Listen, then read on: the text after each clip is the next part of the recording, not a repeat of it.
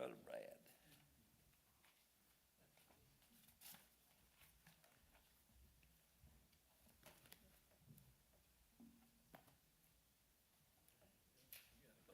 Thanks, sir. Good morning, everybody. If you would like, we'll turn in your Bibles to Deuteronomy chapter 15 this morning. That's where we'll be reading from. And Steve's introduction this morning got me to thinking while I was sitting back there and about the county and how it changed the next number of years when churches were full on Sunday morning, and it seems to be declining over time. And you know, that's just reaffirms for me as I study in the Old Testament. Look back into the past is good. You know, Jesus quotes the Old Testament.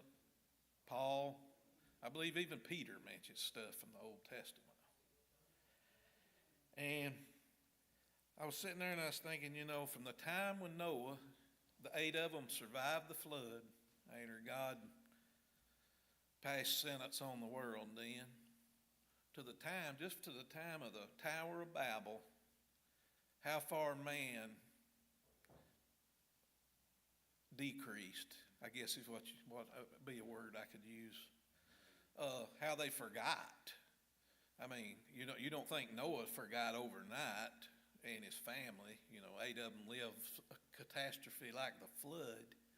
But the world got in that shape that fast. And yes, there's a time period there. I know it took a while to get there.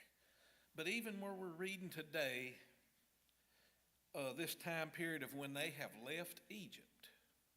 Now we're talking 40 years. We're talking one generation of people. And they witnessed some of the most miraculous things that anybody could witness on this earth that God done.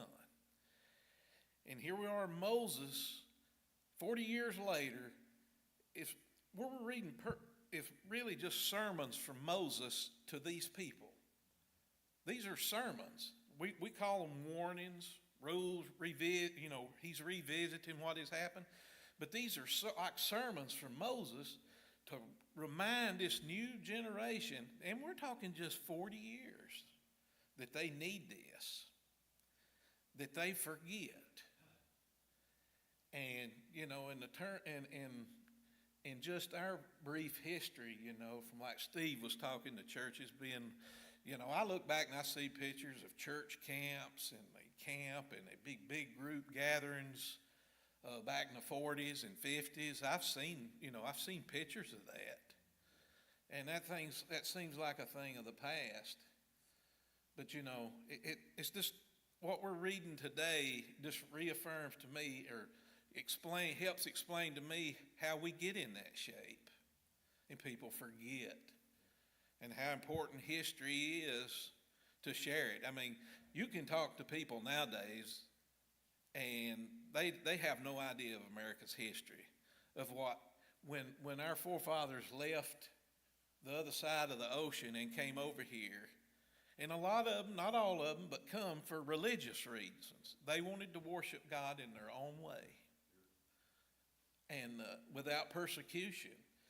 And, you know, that's a period of time. It started with the Reformation, you know, without being, I'd say, harnessed or held back by the Catholic Church. I mean, you know, you got all that history there, but people forget that. And people have already forgotten why our forefathers crossed that ocean anyway to get over here. So, but anyway, we're going in, you know, Moses has got another sermon here. You know, this is like the sermon to this new generation. All those who left Egypt, of course, have passed on, except save Joshua and Caleb and Moses. And Moses is now at the point he's about to near his end, 120 years of life, 40 years in Egypt, 40 years in the desert, 40 years in now the wilderness wanderings with these people who are about to go into the land of milk and honey. And so it's informative to me, and I'm learning as I go along. I don't know a lot of this. I learn each time I study, each week when I read and study this book of Deuteronomy, and I learn something new all the time.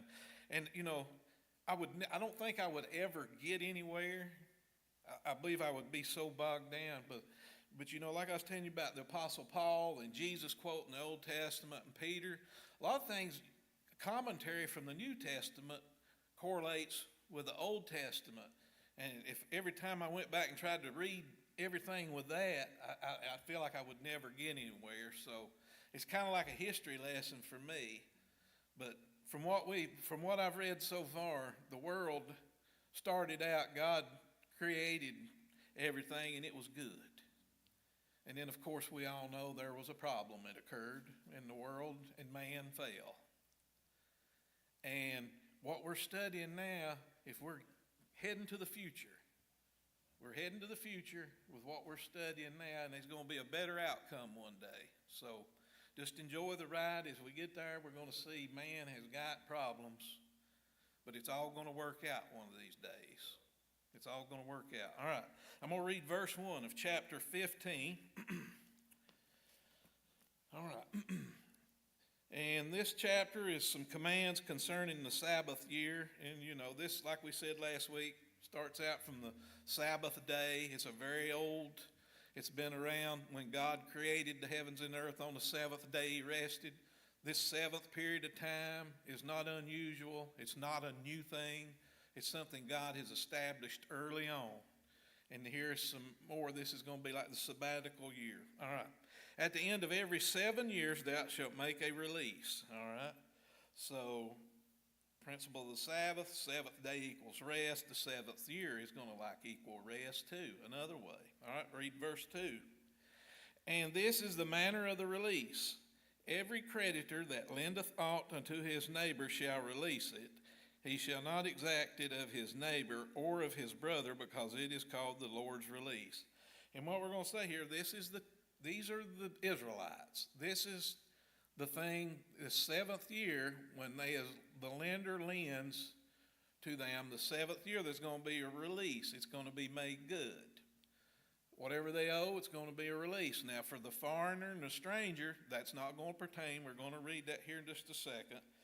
Verse 3, of a foreigner thou mayest exact it again. Now, they're going to collect. They can collect from a foreigner. But that which is thine with thy brother, thine hand shall release. And you got to remember, most of what the release is going to be, yes, money or monetary loans, etc., like that, was performed back then. But we're talking an economy back then that was agricultural based. They had cities and all, but it's real basic. It's not like it is now. And just keep that perspective in your mind. Don't get overwrought with the way we are now. And but this was a way to keep people from just getting just beat down and owing forever. And that's even with their own family. That's within the Israelites. And another thing to remember as we study about this, everything is God's to start with. Whatever they've loaned, it was given to them from God. Everything. So he's going to exact back everything it's his. It comes back to God. And we'll see that in the 50-year celebration too, that they get in bad shape and they turn their land over. With the end of 50 years, it goes back within the family, but we'll get there to that point. But the main thing to remember, everything is God's. Anything that they're going to receive in this promised land when they get there, it's by God and it's God's to start with, okay? All right, verses 4 and 5. Save when there shall be no poor among you, for the Lord shall greatly bless thee in the land which the Lord thy God giveth thee for an inheritance to possess it. All right, and there's a blessing there. If they follow the practices that God sets forth here, he tells them they will be blessed. And there again, this week, just like last week, to obey God equals blessing. It's a simple process that if they would just follow it, obey God, and what he tells them, they're going to be blessed. All right? Verse 5, only if thou carefully hearken unto the voice, listen to the voice of the Lord thy God, to observe to do all these commandments which I command thee this day. All right, now I'm going to read verse 6. For the Lord thy God blesseth thee as he promised thee, and thou shalt lend unto many nations, but thou shalt not borrow. and thou shalt reign over many nations, but they shall not reign over there. And I think everybody here today knows the situation that borrowing and lending puts people in. And it goes the same thing here with God saying with the nations. If one nation, is borrowing and borrowing and borrowing, it's going to make them weak. It's just common sense. It's just, we all know that here from seeing. So, all right. But God gives them instruction here when they get into this land, how to live and be prosperous and be blessed if they'll obey Him. All right. Now I'm going to read 7 through 11. If there be among you a poor man of one of thy brethren within any of thy gates, and I studied on that. I'm going to stop just a second on gates and just remind everybody, the gates, I read through that and don't think about it real much and take it to everybody, but the gate was a location where people could enter the city at the time. Most of the time it was a fortified position. Unfortunately, there's man's situation again. Even in that promised land, these cities, it wasn't safe all the time, let's say. They had to have walls. It's pretty common. You think about Jericho, what happens? The walls fall. I think Ai had walls. But anyway, they had these, what they call gates. And when they go in, when you go in, it's a fortified position. But not only that, it's a marketplace, a social gathering place.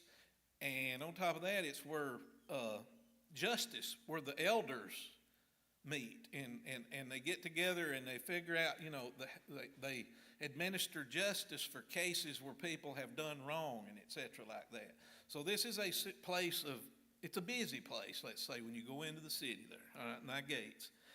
All right, well, any gates in thy land which the Lord thy God giveth thee, thou shalt not harden thine heart, nor shut thine hand from the poor brother. Don't hold nothing back from the poor, but thou shalt open thine hand wide unto him, and shalt surely lend him sufficient for his need in that which he wanteth. Oh yeah, I got a ways to go. 9, beware that there be not a thought in thy wicked heart, saying, the 7th year, the year of the release is at hand, and thy eye be evil against thy poor brother, and thou givest him naught, and he cry unto the Lord against thee, and it be sin unto thee. Now what was all that? Did everybody get that? You see a brother who needs help, and it's getting near the 7th year of release when people who borrowed stuff, it's going to be made right and they don't owe you back. So don't look at the old guy there and he needs help and not help him because the 7th year's coming up quick and you knowing you ain't going to get your money back. That's what that verse is saying there. So don't let that be a determining factor in whether or not you loan your brother some money or not. All right? Let me see. Did I get to the left? Yeah. All right, verse 10, thou shalt surely give him, and thine heart shall not be grieved when thou givest unto him, because that for this thing the Lord thy God shall bless thee in all thy works, and in all that thou puttest thine hand into. For the poor shall never cease out of the land. Therefore I command thee, saying, thou shalt open thy hand wide unto thy brother, to thy poor, and to thy needy in thy land. So there again is a fact that God, through Moses, reiterates there, the poor will be in the land. All right, now I'm going to read 12 through 15. And if thy brother, a Hebrew man or a Hebrew woman, be sold unto thee and serve thee 6 years, then in the 7th year thou shalt let him go free from thee. All right, and there again, that bounces back to what I just talked about a few minutes ago. Yes, monetary lending was a thing back then, probably not as prevalent as it would be now. Well, I know it wouldn't, because not everybody had money in an economy like that. A lot of people just had the land they was living on, but the one thing they did have was themselves. And to pay back a debt, they would work. They would work that debt off. And that's what we're reading right here coming up in these verses, is people who didn't have no money but needed something, and they're going to work that debt off is what we're looking here. All right. 13, and when thou sendest him out from thee, thou shalt not let him go away empty. All right, so what we've read here is that when that time is up and they've paid you back with the labor that they have to, don't just send, they've been working for you that whole period of time, so they probably don't have hardly nothing. So they are to help them out as they leave and get back on their feet, so to say. All right. 14. Thou shalt furnish him liberally out of thy flock, and out of thy floor, and out of thy winepress, of that wherewith the Lord thy God hath blessed thee, thou shalt give unto him. And thou shalt remember that thou wast a bondman in the land of Egypt, and the Lord thy God redeemed thee. Therefore I command thee this thing today. Here in Moses' sermon, again, is mentioned the fact that they don't need to forget what their condition was when God saved them from Egypt. They were a bond servant in Egypt as well. And, think about it, they could just as easily be in that shape again if they forget. That's the way I look at it. So, all right. 16 through 18. And if I remember correctly, I got here, I think, when they left Egypt too, didn't the Egyptians hook them up with gold and stuff like that when they left? They didn't leave Egypt empty-handed when they left there either. So, another thing. But like I said, that tends to be forgotten, but Moses is reminding them again. 16 through 18. And it shall be, if he say unto thee, I will not go away from thee, because he loveth thee and thine house, because he is well with thee, then thou shalt take an awl and thrust it through his ear unto the door, and he shall be thy servant forever, and also unto thy maidservant thou shalt do likewise. Okay. It shall not seem hard unto thee when thou sendest him away from thee, for he hath been worth a double hired servant to thee in serving thee 6 years, and the Lord thy God shall bless thee in all those dues. All right, so what we got here is the bondservant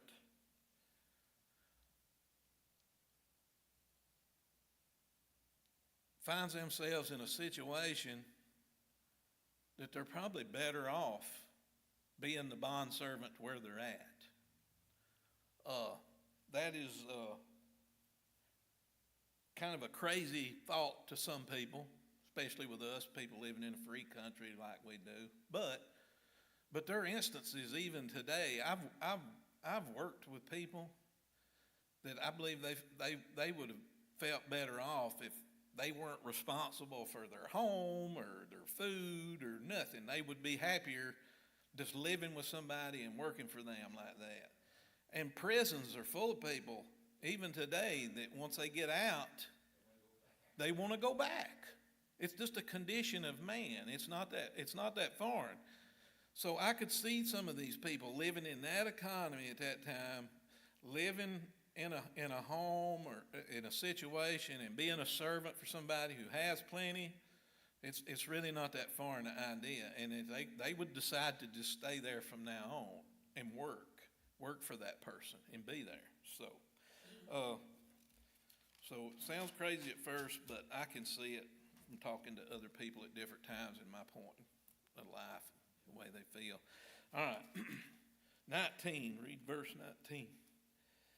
All the firstling males that come of thy herd and of thy flock that thou shalt sanctify unto the Lord thy God. Thou shalt do no work with the firstling of thy bullock, nor shear the firstling of thy sheep. There again, we're back to this practice. It's nothing new. Moses is revisiting. The first and the best go to God. Is what's being revisited here. Everything's to be dedicated to God, the first and the best, not the rejects. Okay, let me just finish on up here. Okay, 20. Thou shalt eat it before the Lord thy God year by year in the place which the Lord shall choose, thou and thy household. And if there be any blemish therein, as if it be lame or blind or have any ill blemish, thou shalt not sacrifice it unto the Lord thy God. Thou shalt eat it within thy gates. The unclean and the clean person shall eat it alike, and the roebuck as the hart. Only thou shalt not eat the blood thereof, thou shalt pour it upon the ground as water. There again, we've just recently talked about that again. But the main thing is to remember the first and the best goes to God, and they're not to drink no blood, ingest any blood like that. We talked about that before. Now we'll start in chapter 16, and I'll read verse 1. All right, commands concerning festivals. If you remember, not too long ago, we talked about the different festivals that are to be celebrated throughout the year, starting in the spring with Passover. And these were important in what way? Is they were to remember God, celebrate God is what it is, not to forget. Because if they got God on their mind all the time, and these holidays are like that, you know, it's a way to keep God on their mind and keep Him to the forefront, you know. If they just thought about God every 10 years and done a little celebration or something, how would their hearts be? So it is to help. But the main thing is it's done out of love for God too. And we'll see in the future that everything gets all messed up, and God's people, they just drift and they get to doing things just to be doing it, and there's no love in it, and we'll see what happens to the nation as we progress. But anyway, all right, verse 1. All right, observe the month of Abib, that's the same as Nisan. That'll be the first one in the spring, and keep the Passover unto the Lord thy God, for in the month of Abib the Lord thy God brought thee forth out of Egypt by night. And you know, I just realized that God brought them out of the night. I guess I had always pictured in my mind they come out in the daytime, but they come out at night on top of that. But this Passover, of course, is celebrating, remember that last miracle, that last thing that hardened Pharaoh's heart when the firstborn of all of Egypt passed away, except they was marked on the door of the threshold, and the death angel went through that night, and all the Israelite firstborn were spared that night. This is the event leading to heading out of Egypt. Now, God saving them from that sinful Egypt is where we're at. All right. All right, now I'm going to read verse 2. Thou shalt therefore sacrifice the Passover unto the Lord thy God of the flock and the herd in the place which the Lord shall choose to make his name there. God, there again, is going to choose these places, and that seems like a trivial thought or phrase there, but we'll see when the kingdom splits, they get to wanting to worship God in the northern part up there and have their own place, and everything gets all messed up. But eventually the tabernacle will be, or the temple would be built in Jerusalem. And I think prior to that, you know, as this time period from now until Solomon's time, when that temple is built, I think Shiloh and Shechem are two locations where it's going to be. I could be wrong. I think that's what I remember reading. But anyway, God's going to choose that place, and that central location is going to be key in the future. It keeps everybody unified and together. They have to make that pilgrimage down there. And this country's not that big, you know, if you think about it. I mean, it's a march to get down there. But it's key for them to gather and be together and celebrate the Passover. Even when Jesus comes, the Passover is still going on. It's still being celebrated. So it's key. And it's in Jerusalem as to where it's to be. And that'll be under God's direction. All right. All right, thou shalt eat no leavened bread. And that leavened bread, you know, in the Passover, of course, they had to leave in a hurry, and they didn't have time to let the leaven get the bread ready and rise. And so that'll be a reminder of that. But it looks like I'm running out of time, so we'll cut it off, and I'll just start with 16 next week. All right, I'll dismiss us with a prayer.